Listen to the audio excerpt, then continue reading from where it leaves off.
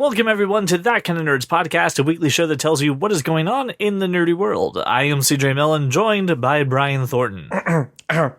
What up? You know, it doesn't work as well when there's no Josh. Like, Josh does the what up. Trying to fill the void. Well, listen, you're filling the void because Josh decided to go on an interdimensional game of hide and seek. He's looking for Szechuan sauce. So if anyone has any, can you please send it to us so we can have Josh back? Yeah, my local McDonald's is out. They are not happy with that. I threw a hissy fit, and then they called me a mouth breather, and then they threw me out. I thought it was rude. Well, stop breathing through your mouth, man. Well, listen, just sometimes I have sinus issues. All right.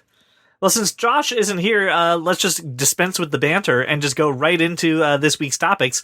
And it is a brand new month. It is the month of July, which means that Brian, again, has sat down and then, like the Founding Fathers, wrote up a wonderful document that we call the Blockbuster. Well, good sir. There are a couple movies coming out in this month that are worth our time and some that are not. Why don't you lead us the way and tell us what we should be talking about this week? Sure. So, starting on Wednesday, July 4th, the first Purge comes out, which is a prequel to the other 4 Purge movies that you've seen, and probably only remember one. So I'm not going to spend too much time on this. It doesn't have anybody of real note, except I think Marissa Tomei is in it as... Wasn't one of the Purge movies already a prequel? No, not that I know of. I've never... I don't really watch the I'm not a Purge person. I'm not a Purgeite, or whatever you want to call them. Purgicaman? I don't know. Purgidian? I'm not sure. Purgidian. Okay. But yeah, I mean, seriously, if you don't know what these movies are about, it's good for you. No, if you don't know, don't explain it. Good for you. Skip it. Just skip good it. For you. You honestly, it's more just horror for horror's sake. Talk about the movie we really want to talk about. Do we really want to talk about this movie? Oh, this movie. Yes. So that's on Wednesday, July 4th. But that Friday, which will be this coming Friday, July 6th, is Ant-Man and the Wasp, which if you don't know what that is, I don't know what to tell you. Why are you listening to this podcast? I am excited for this movie. I was a fan of Ant-Man. I don't shit on it as hard as, like Josh does.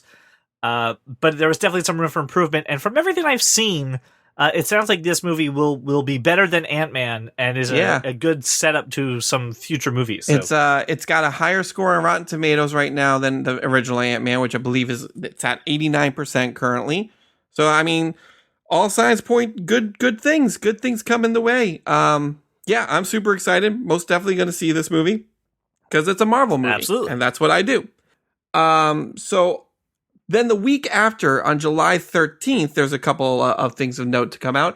If you have some little ones, some tiny little kids running around, you might take them to go see Hotel Transylvania 3, Summer Vacation, which is the obviously third movie in the Hotel Transylvania franchise. I don't think they intended to be a franchise. I've got an axe to grind with this movie franchise. I can't stand it.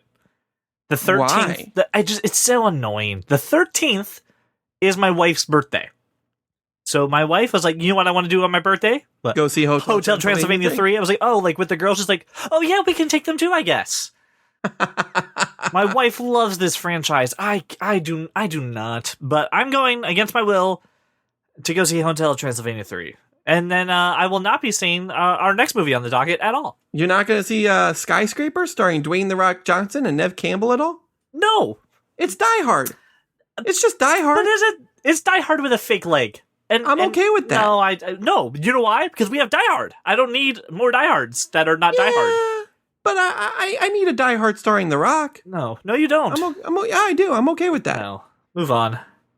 July 20th is 3 movies coming out. We'll start with the ones that I don't care about. Unfriended Dark Web, which is another horror movie, which is a sequel to... Well, no, there was that. That's okay. I don't want to hear about it. All right. I mean, first off, here's the thing: the whole point of Unfriended was that like there was this weird person on Facebook that like automatically friended some people, and then they unfriended them, and it turned out to be this ghost that haunted you through social media. This is the stupid movies that take place only on the computer screen, right? Right. Screen capture. There's another one with the guy from Harold and Kumar. go to White Castle, he's doing a movie like that where like his daughter's missing and it's only through like the Mac screen and like, oh God, I wish this would stop. This is so dumb. My question is, it's subtitled Dark Web. I don't know of anybody who's not like of nefarious origins that has access to the dark web. So I'm not sure what this movie is going to be about. I don't know of any social media that's on the dark web. So if that's your kind of thing, if that's your cup of tea, there you go. July 20th. If you know what the word Tor is, go see Unfriended Dark Web. There you go. On the complete opposite end of the spectrum is another movie I don't give a shit about, and it's Mamma Mia, Here We Go Again. Jesus Christ. I hate ABBA. I don't care if they're going on virtual tour again. I hate ABBA and all of their music. What? Oh, you didn't hear about this? No. ABBA, who famously broke up because they hated each other, and the two couples who were married got divorced. They reunited recently and like recorded 2 new songs. Okay. And they're going on tour, but they still hate each other. So they're not actually going on tour together.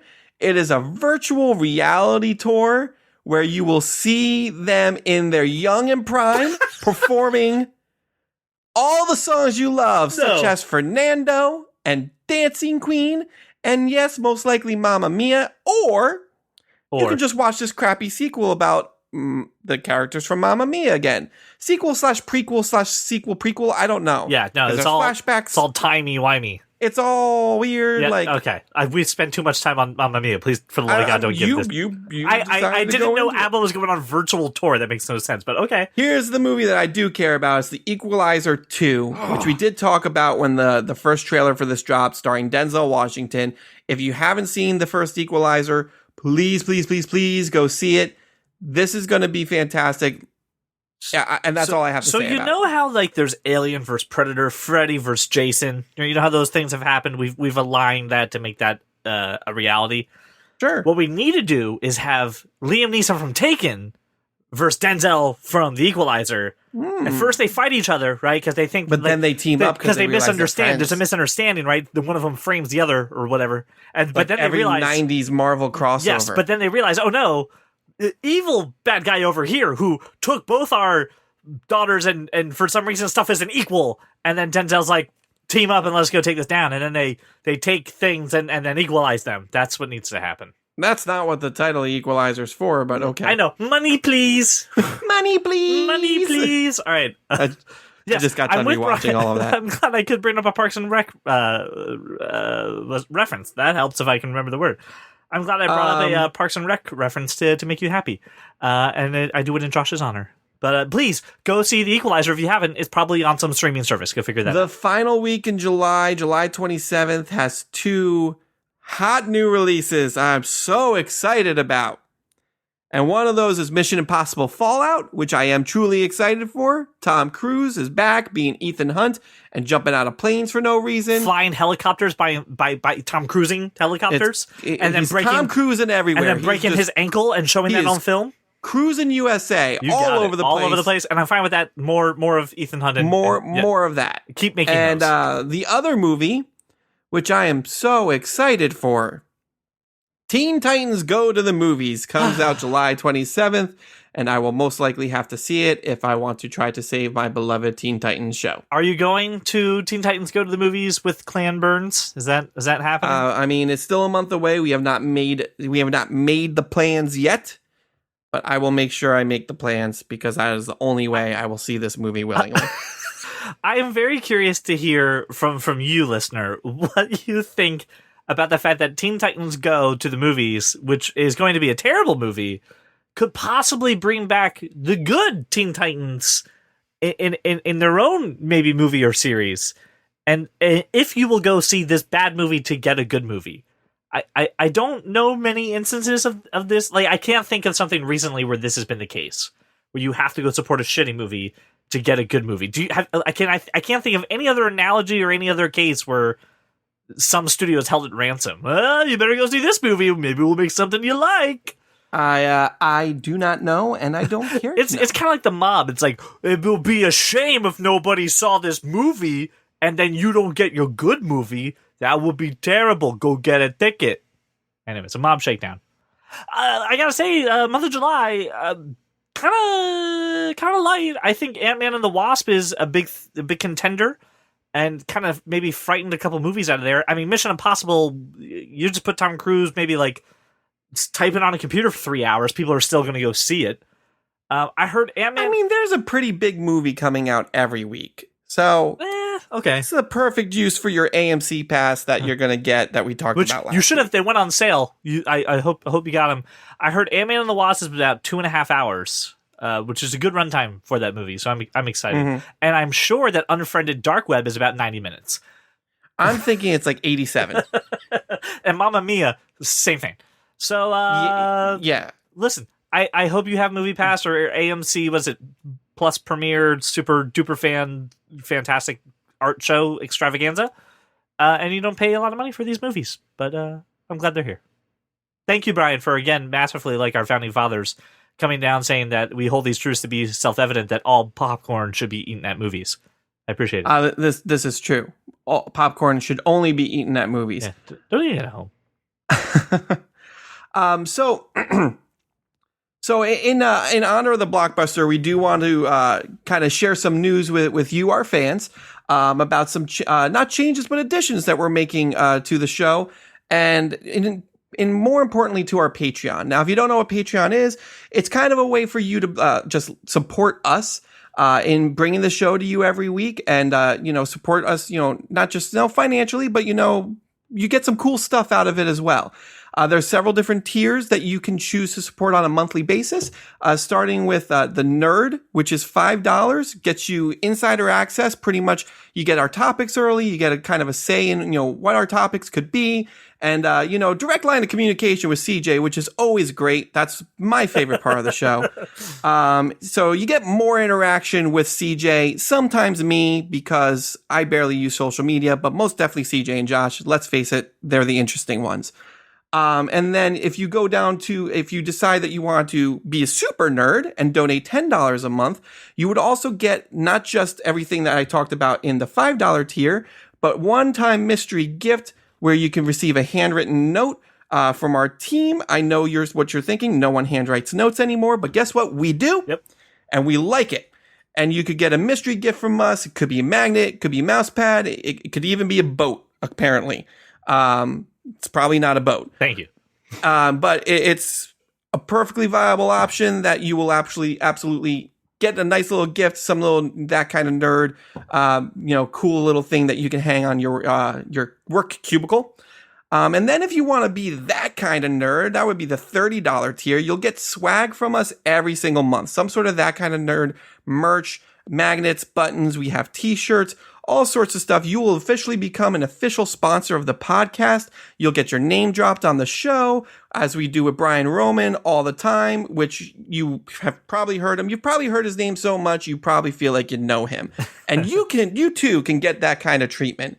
But we are also going to add one more benefit. It's going to start at the super nerd tier. So if you donate at least $10, or if you decide to do that kind of nerd $30 tier, you'll also get a special additional episode once a month. And the reason I'm talking about this now is because every month we do the blockbuster, and we always talk about what our big movie, what's the movie we're definitely going to see. But I could definitely speak for myself, and I know CJ, we definitely see more than just the one or two movies that we cover in our spoiler cast on that kind of nerd. Oh yeah. Clearly, Ant-Man and Wasp, we're going to review that in the week after it comes out. We'll probably talk about Teen Titans Go, but we see a lot of movies every month, and we don't always talk about them. So what we want to do for our fans, especially those people who want to actually, donate to us, is we want to give you an additional episode once a month. It's going to be a spoiler cast. And here's the cool thing. We're going to take 4 movies from the list of the blockbuster that we give you every month, and you guys will get to vote on what movie you want us to cover.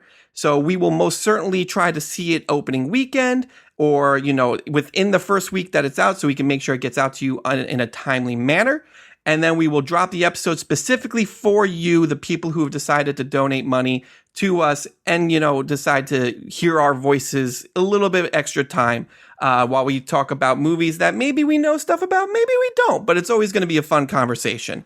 So this month, the 4 movies that you're going to get to vote between are going to be Hotel Transylvania 3, Skyscraper, Equalizer 2, and Mission Impossible Fallout. People are going to make me see Skyscraper, aren't they? Being as CJ just said, he's not going to see Skyscraper. I highly urge everybody who is a Patreon subscriber to vote for Skyscraper. Because I would love to make him sit through this and then have to talk about it. It's going to be fun. We are going to make that live official starting today when this episode drops on our Patreon page. So if you haven't subscribed yet, please go ahead and do so. And then go ahead and vote for what movie you want us to review and do a full spoiler cast on so that you guys can enjoy some extra content from us. And maybe, we can push you in the direction of seeing an extra movie this month. Who knows? And just to give you a little clarification on this, there is a link in the show notes to our Patreon page. If you don't see that, though, just go to patreon.com/thatkindofnerd. What will happen is for the spoiler cast will be a special URL that you click. You just subscribe to it just like you do our podcast. And bam, as long as you're a patron, it comes right into your podcasting app. So you don't have to seek it out. It'll just pop into your podcast app and you're welcome. And you guys are totally going to make me see Skyscraper. I feel it in my bones. That's going to be fun. So everyone who likes to make me uncomfortable and suffer, please go give at least the $10 and become a patron on That Kind of Nerd. I appreciate, seriously, I can't tell you, it means so much to us that Brian and other people have been supporting us and helping us out. So thank you so much for anyone who even can consider it. We gladly just make everything for you every week, and we're very excited to keep us going. All right, ladies and gentlemen, it is now time to talk about the world of movies in a segment that we now call Screen to Stream. This segment currently does not have a theme song. So the creator of The Simpsons has unveiled his latest show that is going to be a Netflix original animated series called Disenchantment. And if you're a fan of Futurama and you're a fan of The Simpsons, this is right up your alley. This looks really cool. I can't tell if it's supposed to be like a bad D&D adventure or like what it is, but I'm all about it. This looks really? Yeah, I think this is really good. Are you not on board for this? I'm not all about it. Like, I'm definitely going to check it out. I'll definitely give the first couple episodes a try, maybe even the whole first season. But here's the thing with his animation. Like, I'm not a huge fan of The Simpsons. Right. I've seen a couple episodes that I like, but I've also seen a couple episodes that are not so great. And when you go on for 30 seasons, that's definitely bound to happen. Yeah. But I love Futurama. But even in Futurama, like, there was that time period where they did like those movies that I wasn't a huge fan of. So like, he's, and the thing that made Futurama so good is like, it had a lot of really emotional moments, almost make you tear up and I'm not crying, you're crying moments. Right. So I don't know if I'm going to see that kind of stuff in this type of show. I will say this. I mean, the D&D like Futurama movie that they did, that was pretty fun. So if they take that, like the spirit of that and just made it into a show, it should be good. And that's why I'm all about it, because I think that's what this is. I think someone at Netflix, I hope so. I think someone at Netflix saw that episode of Futurama and was just like, a lot of people watch that, right? Because they got the stats and there's like, a lot of people watch that. Hey, we can get this guy to do a whole show like this, right? Because we're Netflix and we have billions of dollars to just burn. So why not? Do we know, is anyone in the, a lot of the people from Futurama are lending their voice to this show, which is, kind of, and to be honest, let's honestly look at this. He's not driving the boat of The Simpsons anymore, right? He walks in once a month and goes, "What are we doing? Oh, okay, that looks good. Check, please. Thank you." And then just leaves. Like, he's not driving that boat. I can see him driving this one. I'm sure he's most certainly going to drive the first season. That's normally what happens. I mean, there's not anybody like of note in this show. It seems like a lot of newcomers, with the exception of John DiMaggio, who does a ton of voice acting, but you will know him as Bender from Futurama. Maurice LaMarche, who was, I know him as the Brain from Pinky and the Brain. But other than that, like, there's a bunch of two random amazing people in characters that everybody loves from those major franchises. You know who is in this? Eric Andre is in this. Oh, I don't know. Yeah. You know who he is? Eric Andre? Yeah, he's one of the main cast members.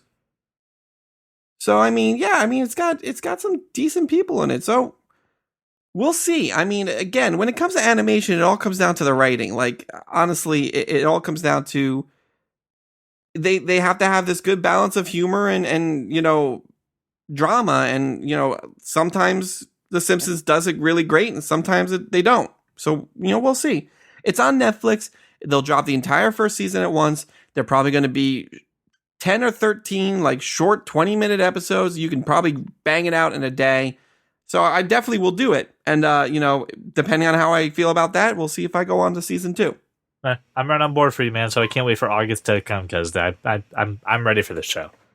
I need it. I don't have cable, so I like this stuff. This is when I can watch it. Okay. Hey, remember a couple weeks ago we talked about Mile 22, that action movie? The Marky Mark without his Funky Bunch movie, right? Where he's again, bang, bang, shoot him up and all that. So the movie is like still months away from being released, and they're already working on a sequel. I think we have a franchise. I'm kind of shocked by this.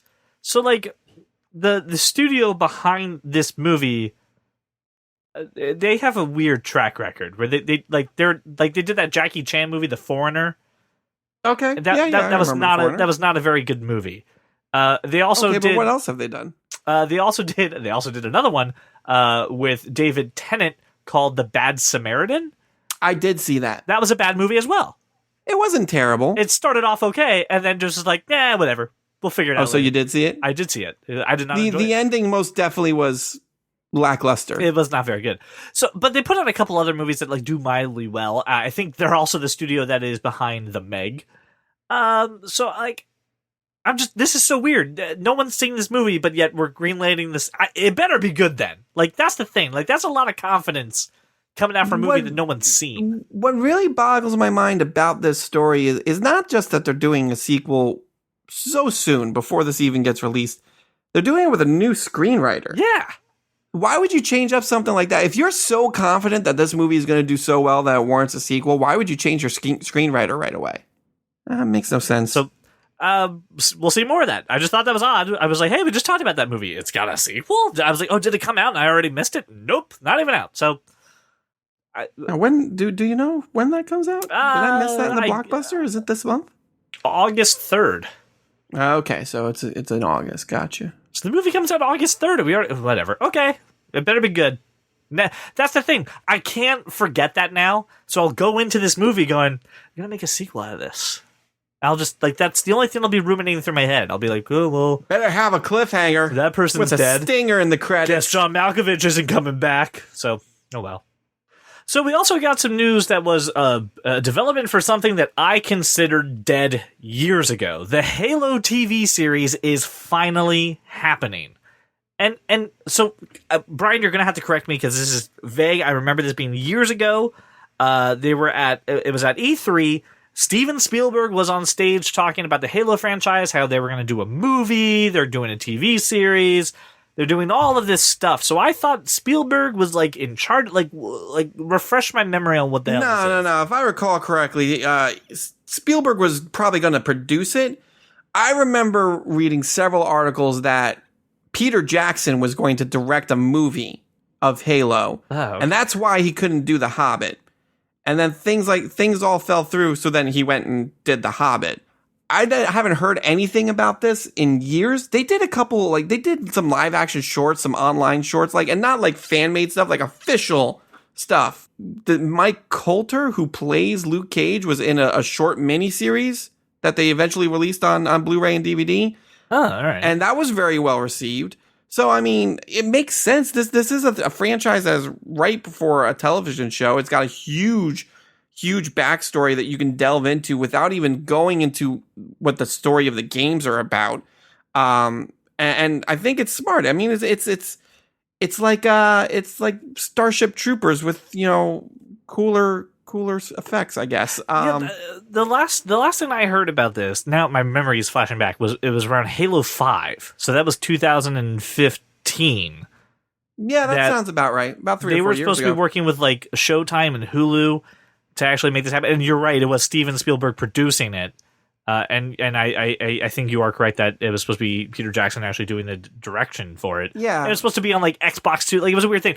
But so it's been officially confirmed by Showtime that it's picked up 10 episodes of this season.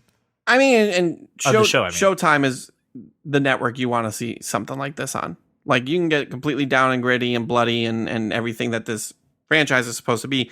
Steven Spielberg's Amblin Television is still producing it. So he still has his name on there. But here's my bigger question: Does anybody care? Yes. Halo's a big franchise. It's got a huge fan base, man. That's why they keep cranking out games still? no matter how bad they are. Yep. Okay. It's still Xbox's like highest selling game every time they release one. But now doesn't Microsoft own it, not Bungie? And all, I know that doesn't matter to most people, but Bungie doesn't make the game. 343 Studios, which is 343 Industries, which is owned by Microsoft, does make whatever new games have come out since Halo 4. All right. Here's the thing. Most video game movies, they're shit. So, I mean, even with a name like Spielberg behind it producing, that just means that he threw some money at it, maybe comes in and reads a script once or twice. Are we expecting this to be good?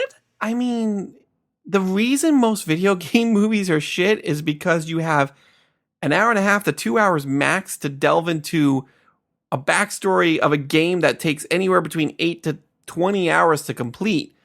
So there's no story there. Like, I think with a 10-hour miniseries, you can do some good and build the world. I guess all right, so I remember being extremely disappointed with Assassin's Creed. However, we heard that Netflix was working on an animated and you version were of Assassin's excited by Creed. that. And I'm excited by that. So I guess maybe TV, I think you're right. I think that's more time to tell a story, more time to flesh it out. Fine. It's live action, though. So, I mean, like, that's interesting. I'm telling you right now, if you're worried about the live action aspect, track down, I don't remember the name of it. Hard to track it down, then. No, I'm going to tell you the name of it right now. You give me 2 minutes. Find the Halo Nightfall series. That's the series that Mike Coulter did. It's solid. It came out in 2014, back when we were still bouncing back and forth as to whether or not this movie was going to happen. It's only a couple episodes. You can probably find it online. It's very good. It's very well done. There's also a short movie that they did called Forward Unto Dawn, which is also live action.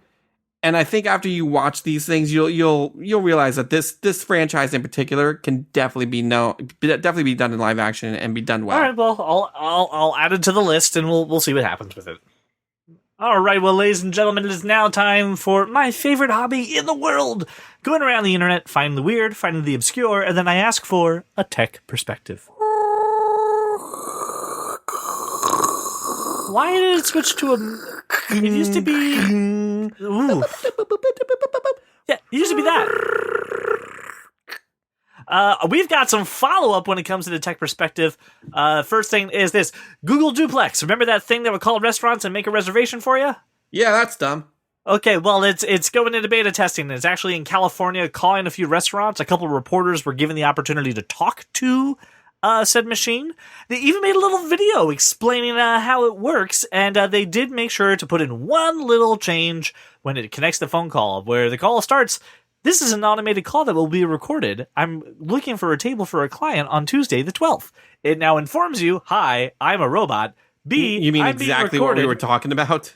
Yeah, I'm being recorded, and then, then it does the Google stuff. Here's the thing. The reporters were like, at first, they're like, okay, it tells you you're a robot, whatever. And then you kind of get used to it. Like, you don't think of it as like a machine. It's got a lot of ums and ahs. People tried to trick it. So Dieter Bohn from The Verge, he was talking to it. It was like, yeah, I'd like to make a reservation at 8 o'clock. And he said, okay, just to let you know, the bar just to let you know, the kitchen closes at 7, so we only have bar food. And then it paused for a little bit and went, okay, thanks, bye, and just hung up the phone. He's like, oh, well, I guess I would say no, too. I really want the full menu, not just the bar. So it's got some kinks to work out. The bar has the best food. It's all fried and cheesy and delicious. But listen, the video's in the show notes. You should check it out because now that it's now it's giving that disclaimer of like, hey, I'm a robot. I kind of wish I could use this. I think it would be pretty interesting, but it seems a lot more safe. And that's a good part. Coming from a person who has avoided every type of social interaction throughout his entire life, just get over it and make your own reservation. I'm on the phone 8 hours a day for my job. The last thing I want to do when I'm done with my job is spend 5 minutes to get a reservation. Hell yeah, let me get a robot on that. Don't we have an app? Doesn't Josh use Open Table or something like that? Yeah. Listen, I understand that. But you can't do Open Table for like a barbershop or something. Again, Josh is yelling at me right now. It's a restaurant. You can do it at a barbershop, restaurants, things that take appointments. Great. You know what? 90% of good barbershops have an online appointment scheduler. I know. Here's the deal. The only thing this made me realize was when we looked at sci-fi movies and books and all that stuff about what robots will be doing in the future, right? What AI will be doing in the future. It never included the words, That's not true. Blade Runner.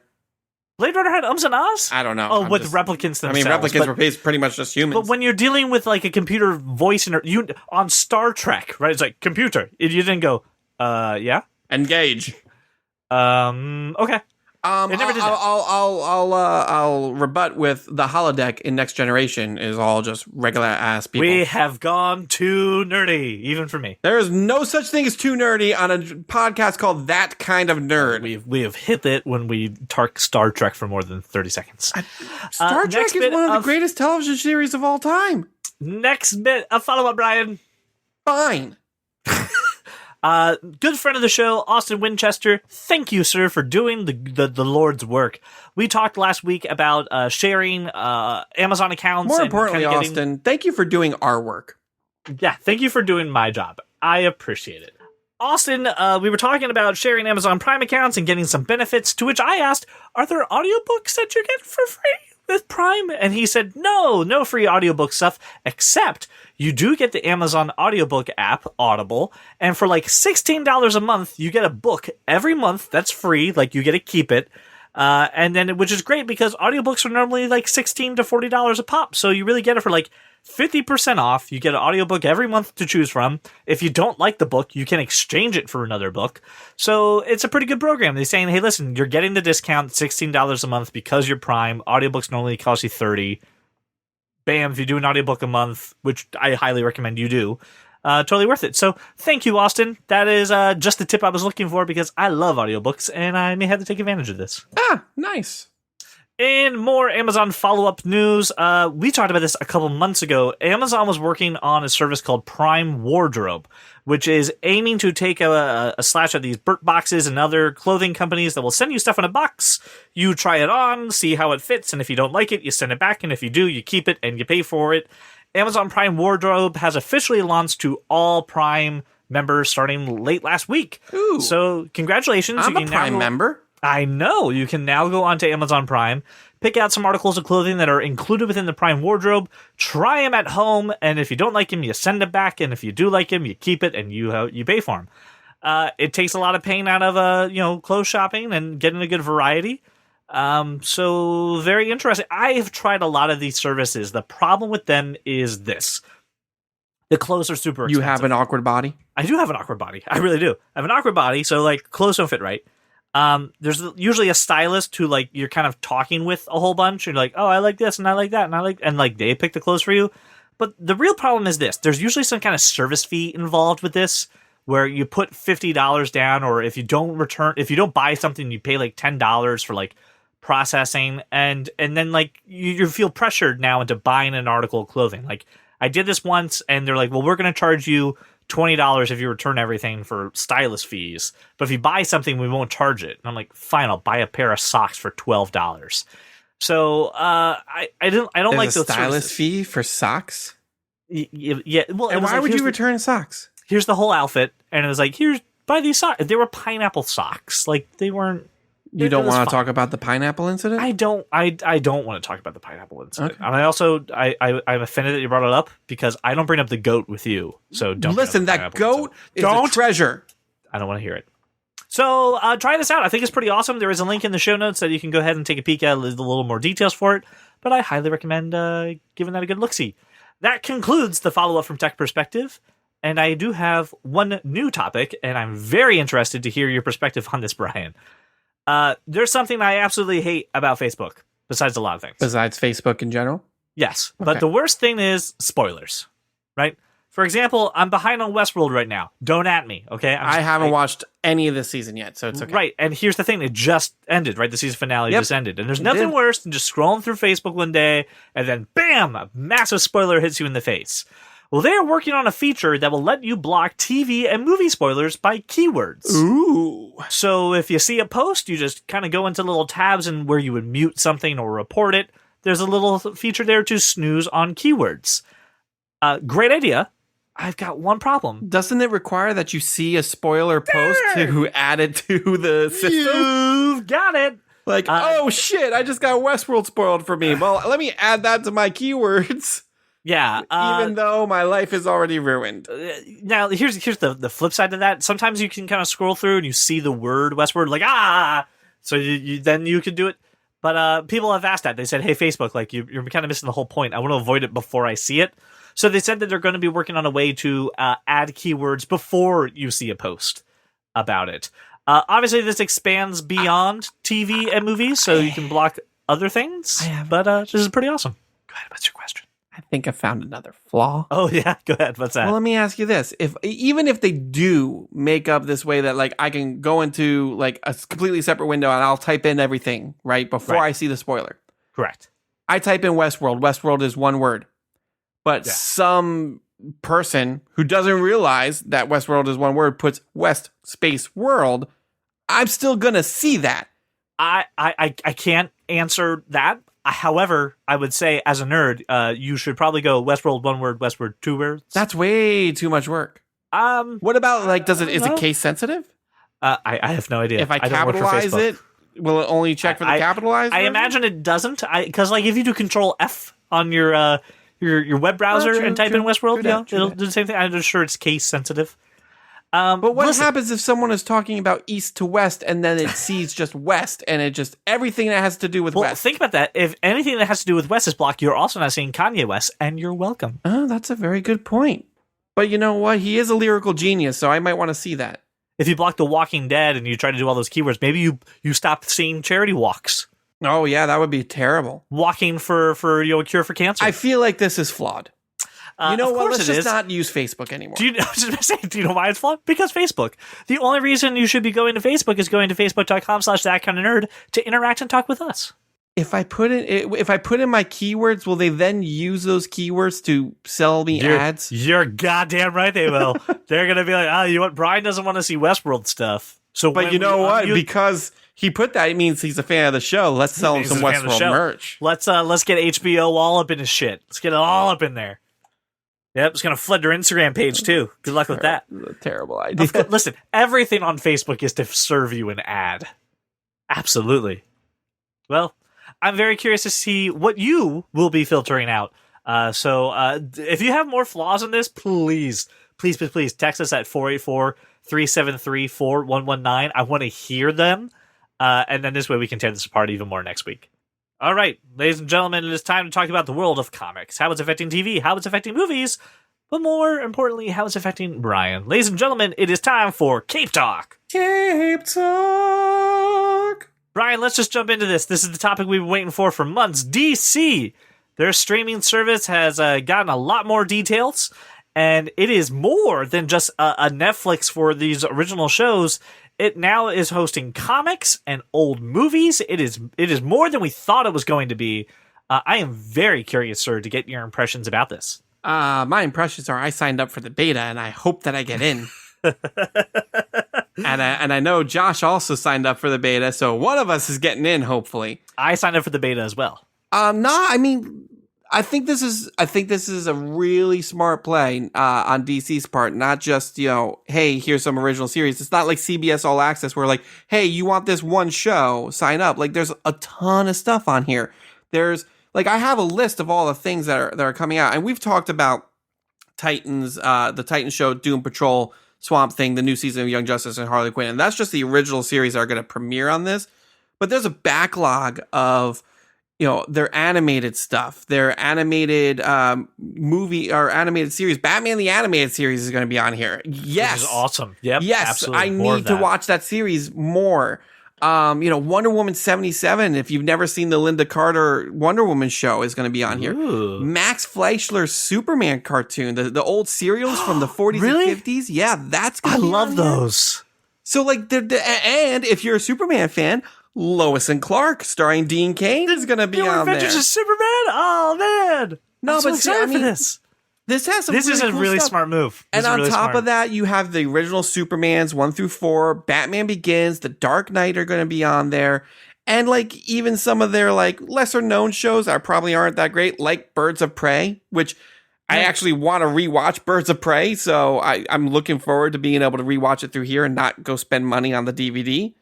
Static Shock. Remember Static Shock? Superhero Static Shock. And then they have some of their animated stuff on here. The like Superman this. Doomsday movie, Gotham by Gaslight. But on top of that, they're also putting a backlog of 1,000 or so comic books on here from series, such as Action Comics, Batman, Detective Comics, Green Arrow, The Flash, Wonder Woman. I think this is really smart because you come for the shows, but maybe you start hey, you know what? Let me read some of these comic books. Maybe you've never read a DC comic book before, and you get into one of these stories. You could generate some new fans who can go in and start buying comic books on a monthly basis because they like what's on here, and it's only going to be growing. There's only going to be more stuff that they're going to add to it, and just like Netflix, if people aren't reading, Aquaman, they'll pull it and they'll put something else in its place to try and generate some more interest around it. I think this is smart. I think whatever their monthly cost is going to be, I'm in, because just for the streaming movie and TV content alone, you can't find Static Shock anywhere to buy. No, you can't find Batman the Animated Series. Not yet. I mean, they're supposed to be re-releasing it in HD on Blu-ray soon, but the thing is, but you can't this is stream going to it be the anywhere. HD re-release. You're going to get to see it on this app before they officially re-release it.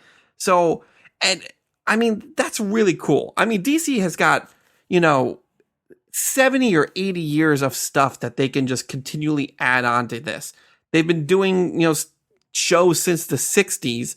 Some of them took off, some of them didn't, but it doesn't even look like they're sticking to their most popular things, because Birds of Prey really was branching out. canceled after 8 episodes, and they're putting that stuff on there. So listen, me as a person who's not a huge DC fan, right? I love the Trinity, Batman, Superman, Wonder Woman, yay, I'm all for that.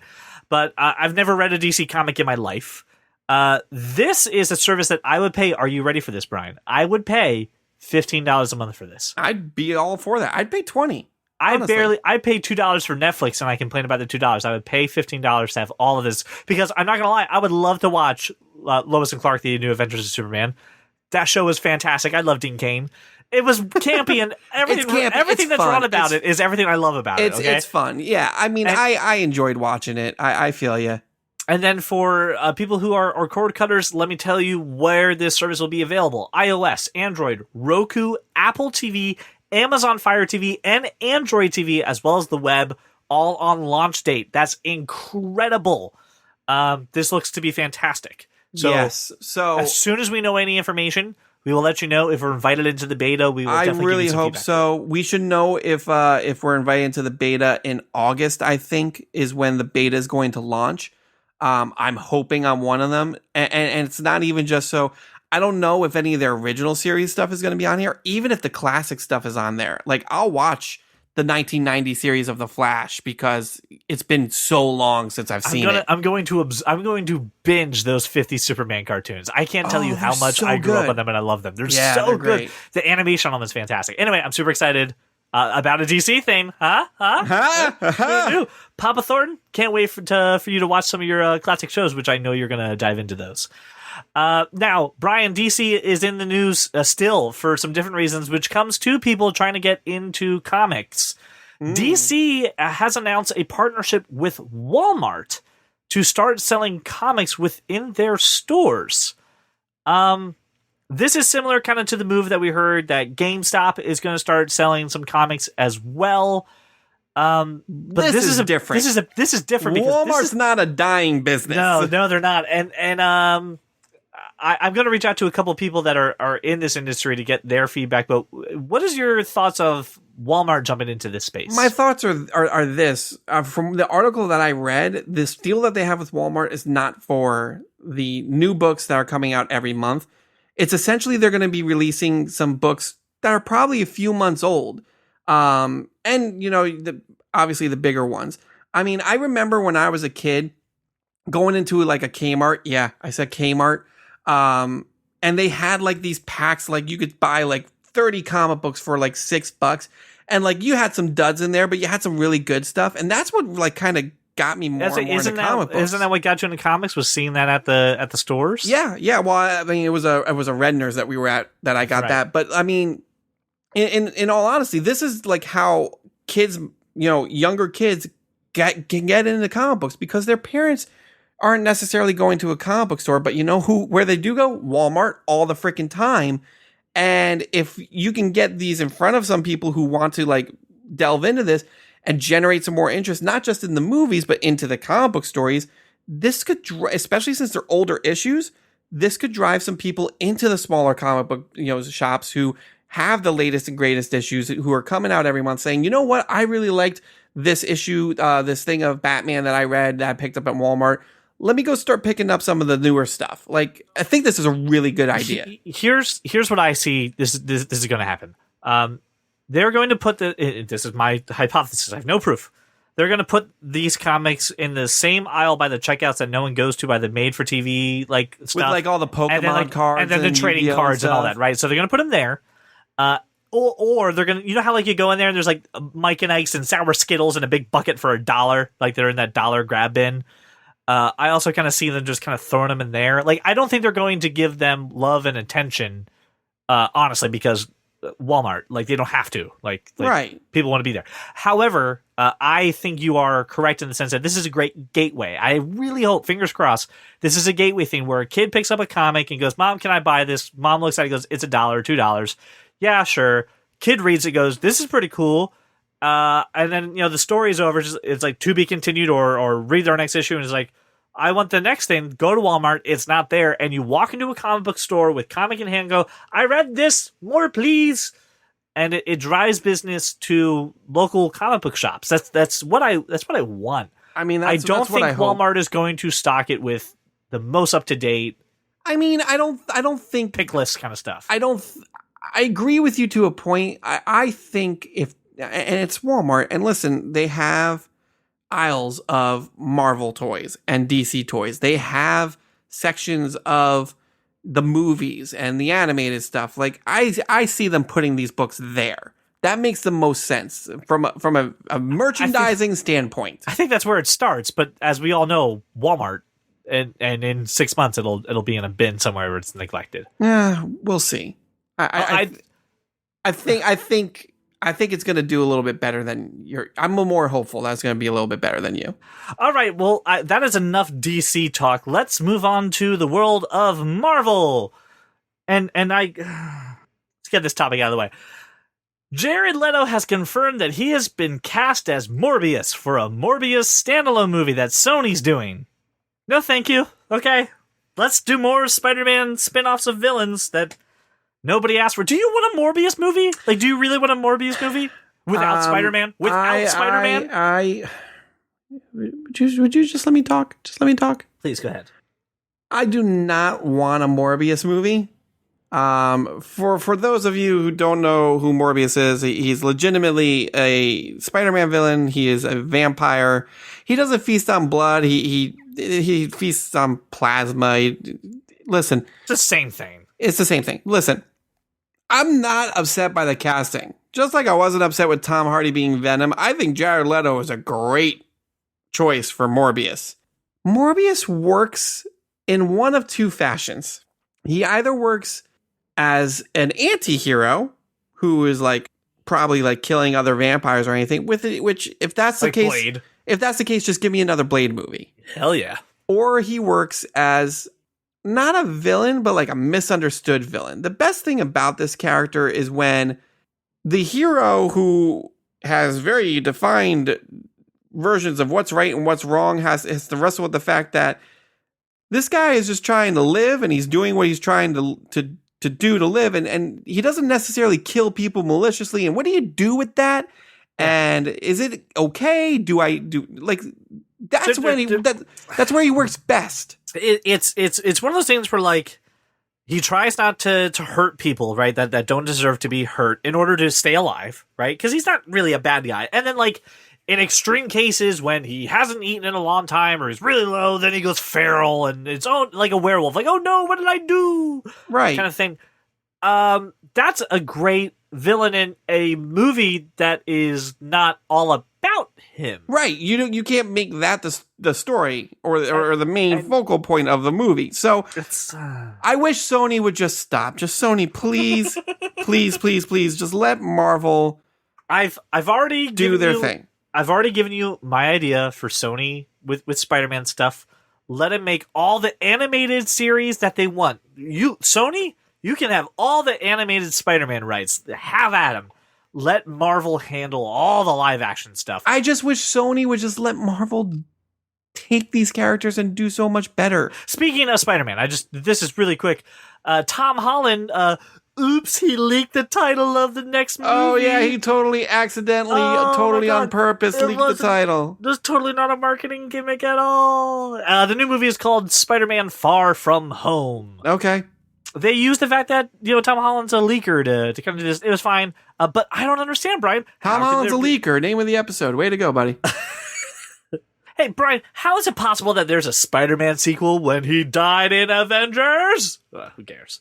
I mean, I'll answer that for you. Kevin Feige said, well, you don't know when this takes place. Exactly. To which I said, bullshit, Kevin Feige. I know when this takes place. Which is clearly the movie studio equivalent of, I know what you are, but what am I?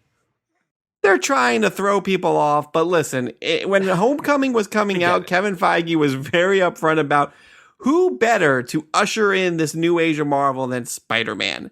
This is going to take place after. He's going to come back. We all know he's going to come back. Stop treating me like I'm stupid, Kevin. Kevin. Listen, yep, please. Yep. Listen, I love what you've done, and I love these movies, and I know certain characters are going to come back and stay back. They just announced Doctor Strange 2. You can't freaking tell me that both Doctor Strange 2 and Spider-Man Far From Home are going to take place before Avengers 4. It's just no, that's not what's going to happen, all right? Just treat me like the comic book fan that you have, catered to for 10 years, and, just say, hey, listen, we don't know what's going to happen in Avengers 4. Just watch and find out. That's all. Like, I know he's coming back. I know not everybody's going to make it back, but I know he's coming back. End of Brian's soapbox. So listen, as we say at the end of every episode, this is not a one-way conversation. We want to hear from you, whether it's a subject on Cape Talk, Tech Perspective, Screen to Stream, or of course, if you go onto Patreon and become one of our donors, you're going to make me see Skyscraper. I know you're going to make me see Skyscraper. I got to convince my wife people to go see that movie. I hope. You got a movie pass. Don't freaking sit there and be like it's such a chore. Brian. Well, listen. We don't just say that, we actually believe it. So we got a voicemail from someone on our Instagram page. His name is Mikey. By the way, Mikey is a great cosplayer with Spider-Man. You got to see his work. I'll include a link in the show notes. But he had a question for us, so I wanted to take the opportunity to discuss that. A question. Hi, I'm Mikey Boy Cosplay. Messaged you guys over Instagram, so you kind of gave me the number and everything. I guess I kind of wanted to ask, what's your kind of view on cosplay? Also, I forgot one question, the main question that I was really meaning to ask. So, I don't know if you guys are paying attention to the new Spider-Man game coming up. I mean, a lot of people are on the PS4 Spider-Man games. The only suit that I have currently, even though I'm ordering more. What are your feelings on it? What do you think that they should add? What do you think they should change, if anything, you feel like that? Where do you think this game will go in its potential, and where do you think it will go in reality? Thank you, and yeah. So first, thank you, Mikey, for your questions. Let's address the first one. Cosplay. I love cosplay. I need to learn more about that community. I've have some friends who cosplay. I'm enjoying your work in your Spider-Man cosplay. I just need to learn more about that world. I think it's utterly fascinating. And it's really awesome. So that's my answer to that. Brian, cosplay. Yeah, I mean, I'm very much in the same boat. Listen, Mike, I don't personally cosplay. I do not have the body to cosplay, and I know it, and I'm good enough to recognize it and not subject people to it. But I will say this, like, I've been to a lot of cons, and I love not just like, the intricacies of like just how much time and devotion, I mean, yourself and other people in this community like put into their costumes and everything, but a lot of them like, they like try to embody that character and they do like funny little quips. Like you see online, like all of these like funny things that like Deadpool cosplayers do. But I mean, a lot of people do that. And I think it's awesome. And I love, just that kind of unabashed, like just pure joy and love for a medium and expressing it through dressing up as your favorite character or dressing up as, the steampunk version of your character. I've seen so many and they're so cool. So yeah, I think it's fantastic. And you know what? I think I want to add to that. I love how inviting that community is. Brian just said, I don't really have the body for it. I don't have the body for it either. But no one really cares. Like Brian has said this in the past episode. When you go to Comic-Con, there's at least one fat Spider-Man, right? There's at least one fat Spider-Man. And no one gives him shit about it. I love the fact that also people sometimes flip the genders of their characters. I think cosplay is a great community. I would love to learn more about it. I think it would be fun just to kind of dive into that world a little bit. I think that's the one part of my nerdiness I need to expand on. But they're very welcoming and very inviting, and I'm like I said, I'm very glad to see you and a couple of the people I know in that world. Mikey, I have a question for you in terms of cosplay. How do you see in this Spider-Man costume? This is awesome. Yeah, I don't know how like. See that, and this is why I could never do this justice, because like I would not be the guy who could like make this work to the point where I can walk around a convention center and see and have like clear vision and stuff like that. It's got to be difficult. I took a mask making class in college. Yeah, I was a theater major. That's what I did. I paid money for that class and got credits for it. And I made a Spider-Man mask, and that was my number one complaint. Was I made it like kind of almost like they did with the sunglasses in the. What was it? What was his name? In the Andrew Garfield Spider-Man, they did in the Andrew Garfield one, and I couldn't see shit. So power to you for doing that. Second part, what do I think about the Spider-Man game on PlayStation? I think, Mikey, I'm gonna have to buy a PlayStation, and that hurts me. I may have to do that. There have been a lot of leaks about some of the rumored villains. Everything's kind of still been a little tight knit and very very hush hush. I think this is amazing. I think that the team that's been working on it has been working on it for years, and the gameplay looks fantastic. It looks like what Spider-Man games should be, and even the bad Spider-Man games like Web of Shadows and stuff like that have always. I enjoyed been good. Web of Shadows. Web of Shadows was interesting. Okay, you had to fight on the walls, and it wasn't great, but it was still good. It was still fun, and it was still fun. You didn't have to fight. Okay, we're getting the mechanic. Are we getting into this? We're getting too deep into Web of Shadows. I enjoyed Web of Shadows. I played it like 4 times so I could get the 4 endings. It was fun. Here's the thing: where is it going, and where do we like it to go? Where do we think it could go realistically? I think this is one of those things that's kind of like Elder Scrolls. Take your time, make it fantastic. And I'll take it whenever you make it, and I'll play the crap out of it. Where would I like it to see? I mean, let's go huge open world. Let's take Spider-Man out of New York and put him in some other cities and adventures with Avengers if we can. Like, let's go bananas. Where's it realistically going? I hope they do this as long as they can. I will buy all of them and buy all the PlayStations that I need to in order to play this game. Utterly fantastic. Brian, the floor is yours. Mikey, I doubt that you know this. I am a huge Spider-Man fan. So I'm super excited for this game. Just like CJ said, I think it's everything that Spider-Man should be. I mean, we've gotten bits and pieces in games before, but this kind of melds. Like, you either got an open world game, which ended up being kind of boring sometimes, or you got a game like Shattered Dimensions, which was very linear, but still a lot of fun with the fighting mechanics and stuff like that. And I think this game kind of melds the two together, so I can have my cake and eat it too. And I'm really going to be interested to see where this story goes. I think this game is going to be very focused on a new type of Sinister Six. You have 6 bad guys, and that's going to be just the main brunt of the game. I really think that we're just going to stick in the Spider-Man universe. I would love to see it where, I mean, listen, Marvel is beautiful with the fact that pretty much every one of their heroes lived in New York at one time or another. So we can absolutely see like cameos from like the Avengers and Fantastic Four and X-Men and that kind of stuff. Like, I'd like to see a little bit more of that, but like, I'd like to see Spider-Man interact with other heroes. What I would really like to see out of these games moving forward, I don't know if this one's going to do it or not. The thing that I loved most about one of my favorite Spider-Man games was the original Spider-Man on PS1. And the reason I love it so much is not because the graphics or the gameplay, which were fine for the time. It had so many of these collectibles that you could collect every conceivable costume that Spider-Man's ever had. I played the entire game once as the Amazing Bagman, which was just Spider-Man in a Fantastic Four onesie and a paper bag on his head. And I did it because I could. And I would love to see that because Spider-Man's got so much like little like nuances, backstories. Like, I'd love to be able to switch costumes at any given moment and switch to the big time costume or switch to the Spider-Man 2099 costume just because I like the feel of that costume. And the other thing that they did were these like comic book cover collectibles. And that was one of the huge things that I loved about it. Like, when I think about this game, I think about how, it's very much like Arkham Knight, and Arkham Knight had all these like Riddler trophies and stuff that you could collect. Why can't we do that with like these Spider-Man like comic book covers and these costumes and things like that and really increase the replayability?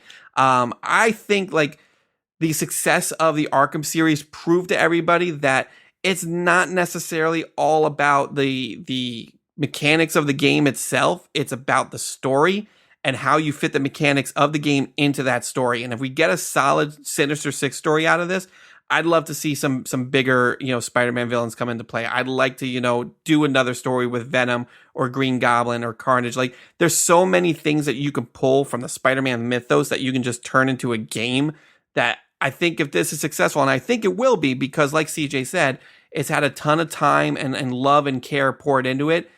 I would love to see, those stories kind of expand. Feeding off of Brian reminded me of something. My hopes for Spider-Man games. I can't remember the Spider-Man game right off the top of my head right now. I'm thinking of too many. One of the costumes that you could unlock was the big time costume.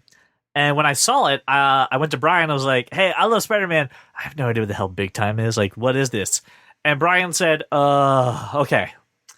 I'm not going to explain this to you. Here are the comics you should read for Spider-Man. And I read the big time series because of this game. That is what I want. I want more of that. I want more of that. I want more people to get intrigued. Like with the collectibles, also there was trivia of Spider-Man. When you got the covers, you also got to learn a little bit about behind the scenes. Some of that stuff. And that's the kind of stuff that I think would excite a lot of people. So, amazing question. Thank you so much for this. We always want to hear questions from you, the fans. You can reach out to us on Facebook, Instagram, or of course, you can always call 484-373-4119 like Mikey did. Check out Mikey's cosplay on Instagram. It's Mikey Boy Cosplay. I got a link in the show notes. So that's Mikey Boy, which is MikeyBoi cosplay on Instagram. Go check it out. Fantastic. Really liked it. Really good question. Listen, thank you so much for making us your walk around your neighborhood or your drive to work. Again, this episode, though, would not be possible without the support of Brian Roman and many others on Patreon. If you want to go ahead and subject me to go seeing Skyscraper, go ahead and join the $10 tier so we can go ahead and make that exclusive content. Patreon.com/thatkindofnerd. It is in our show notes. Thank you so much for listening, and we will see you next week. Josh Burns will be here, too. If you love comics and sci-fi and technology, television, video games, and fantasy, well, take a listen to our show. I'm sure you'll see there's many points where we can agree. Like that Martha as the plot point was just too absurd, and Apple versus Android is a case to be heard, and that Josh Frank's new Fantastic Four was a turd. Well, welcome to the club, because you are that kind of nerd. All right, ladies and gentlemen, it is now time to talk about the world of movies in a segment that we now call Screen to Stream. This segment currently does not have a theme song. For theme song submissions, please subscribe to our Patreon.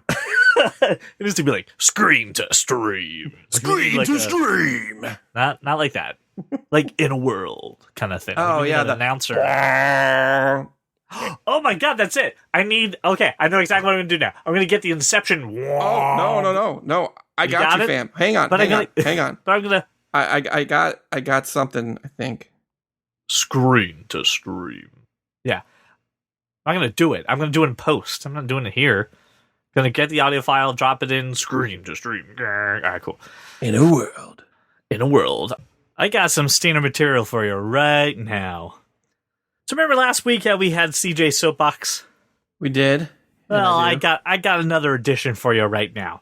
So during the recording of this episode, my wife was doing the wash in our apartment complex, which of course has a communal washer and dryer kind of situation. Dryers take an hour to do, 60 minutes. My wife sent me a text while we were in the segment talking about Walmart and DC Comics. Hey, the wash is done. Can you go just get it out of the dryer for me? So being a good husband, I said, absolutely sure. I did. I'm like, what was it? It was just one basket. It's pretty easy. So I went down to go there and I get into the laundry room and my basket is sitting on top of my dryers. I'm like, that's odd. And they're hot and they're dry. I'm like, weird. And I look at the dryers and they are at 60 minutes left on the timer, which means they just started. So my wash. So someone took your shit out and put it on there. Someone took my shit out of the dryer, which just ended. Like the timer just ended. And got it out. And like if they would have waited a minute and a half like a decent human being, I would have gotten it out. No problem. So here's the best part about this. I know that they have to go back there in 60 minutes. I may fuck with them a little bit. Who knows? You don't do that. You don't take things like I had a neighbor who left their stuff in the dryer for an hour and 40 minutes. To which I taped a thing on the dryer saying, "My stuff's in the washer, getting gross.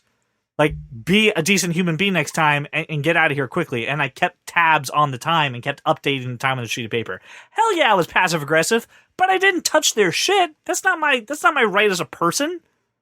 Don't take shit out of someone else's dryer. Like, you're handling, like, my kids' clothes and stuff. Fuck you. Thank you for listening to this edition of CJ Soapbox. I feel better now. Do-do-do-do. So I went and I got a beverage. Yes, I can hear. An alcoholic beverage? Or is it like a Dr. Pepper?